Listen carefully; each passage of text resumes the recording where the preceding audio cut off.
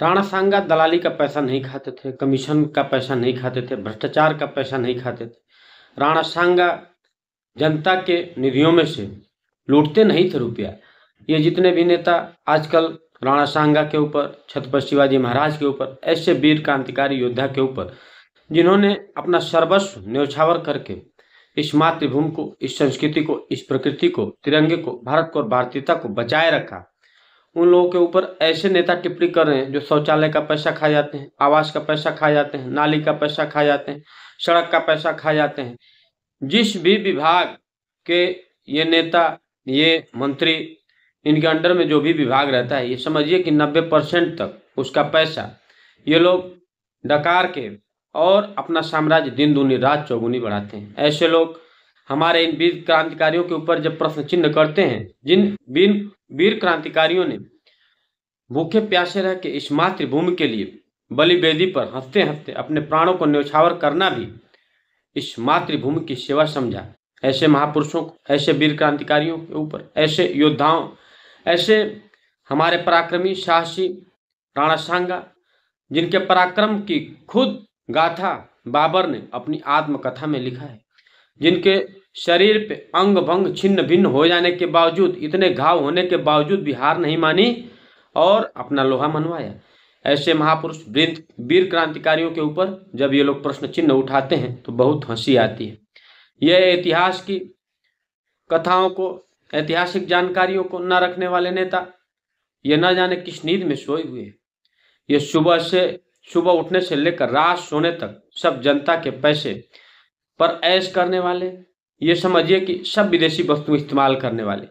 आप इनका कोलगेट, चाय, इनका पर्स, वॉलेट, इनका चश्मा, इनका गाड़ी, इनकी घड़ी, इनका मोबाइल फोन, इनकी गाड़ी और तमाम इनकी सुख सुविधाओं में उपयुक्त होने वाली प्रत्येक वस्तु, प्रत्येक 90% वस्तु समझिए कि सब विदेशी हैं। ये हनीमून भी विदेश मनाएंगे, घूमने भी विदेश जाएंगे, इनके बच्चे भी विदेश पढ़ेंगे। सिर्फ भारत इनको लूटने के लिए, खाने के लिए चाहिए। जातिवाद का ढिढोरा पीटने वाली ये नेता न जाने कितने अपने जात के लोगों को इन लोगों ने मुख्यमंत्री बना दिया, उप मुख्यमंत्री बना दिया, अहम मंत्रालय दे दिया। एक उदाहरण नहीं मिल पाएगा। भाई भतीजावाद, परिवारवाद में ये देश पिसता हुआ चला जा रहा है। हमारे देश के पढ़े लिखे नौजवान युवा आज दर दर की ठोकरें खाने को मजबूर है, इनके पीछे घूमने को मजबूर है। ये बयानबाजी कुछ भी बोलकर ये देश को गुमराह करने का कार्य कर रहे हैं, आपस में लड़ाने का कार्य कर रहे हैं। कहीं देश में आगजनी, कहीं हिंसा, कहीं पत्थरबाजी, न जाने कितने इस तरीके की अप्रिय घटनाएं देश में हर गली, हर गांव, हर घर, हर मोहल्ले में आए दिन होती रहती है। हम समाचार पत्रों के माध्यम से, टीवी चैनलों के माध्यम से पढ़ते रहते हैं। न जाने इस देश का युवा, न जाने इस देश के सोशल मीडिया चलाने वाले 100% लोग कब तक जगेंगे, कब नींद इनकी खुलेगी, जब ये देश बर्बाद हो चुका होगा। ऐसे वीर क्रांतिकारियों के ऊपर प्रश्न चिन्ह उठाना, अभद्र टिप्पणियां करना, अमर्यादित भाषा का इस्तेमाल करना न केवल देशद्रोह है, बल्कि ये कहीं ना कहीं इस तरीके की घटनाओं को बढ़ावा देने का और भी कार्य किया जा रहा है। आज देखिए राणा प्रताप के ऊपर, छत्रपति शिवाजी महाराज के ऊपर, राणा सांगा के ऊपर, जिन्होंने अपनी आन बान शान मान सम्मान स्वाभिमान सब कुछ दांव पर लगाकर इस मातृभूमि की रक्षा के लिए अपना सर्वस्व न्यौछावर कर दिया, ऐसे वीर क्रांतिकारियों के ऊपर बार बार प्रश्न चिन्ह उठाया जा रहा है। ऐसे लोग हैं ये जो 90% तक घोटाला करते हैं, कमीशन का पैसा खाते हैं, दलाली का पैसा खाते हैं, भ्रष्टाचार का पैसा खाते हैं, अपने विभागों में भ्रष्टाचार कर देते हैं। ये भारत को महान बनाएंगे, ऐसे ही भारत महान बनेगा, ऐसे ही बार बार हमारे वीर क्रांतिकारियों के ऊपर प्रश्न चिन्ह उठाया जाता रहेगा। अपनी करनी और अपनी कथनी में जो ये आंतरिक संबंध आपने जोड़े हैं, इसको सही करने का कार्य करिए। बहुत जिम्मेदारी के साथ बोल रहा हूं। देश को अगर महान बनाना है तो आपको ये देश महाराणा प्रताप का है, राणा सांगा का है, छत्रपति शिवाजी महाराज का है, राम का है, कृष्ण का है, शिव का है, हनुमान का है।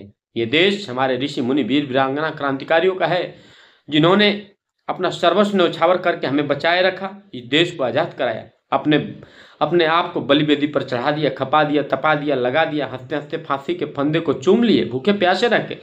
न कि उन्होंने जनता के पैसे पर भोग विलास और अय्याश का रास्ता चुना, बल्कि अपना घर परिवार सब कुछ बंधक गिरवी रखकर बेचकर इस मातृभूमि के लिए अपना सर्वस्व न्यौछावर कर दिया। इसलिए कतई इस तरीके की अमर्यादित भाषाओं का इस्तेमाल कोई भी राजनेता ना करे। बहुत जिम्मेदारी के साथ बोल रहा हूँ, नहीं तो शायद आप अभी कुछ ज्यादा बोल दो, विवाद हो ही जाता है। इसलिए बहुत संभाल के बोल रहा हूँ, नहीं तो ये जनता, ये देश आपको माफ नहीं करेगा, कतई बर्दाश्त नहीं करेगा, और ये बर्दाश्त के योग्य नहीं है। आप जो जनता के पैसे से भोग विलास अय्याश का रास्ता अपनाए हैं, जो आपने भोग विलास और अय्याश को चुना है, ये सब बंद होना चाहिए।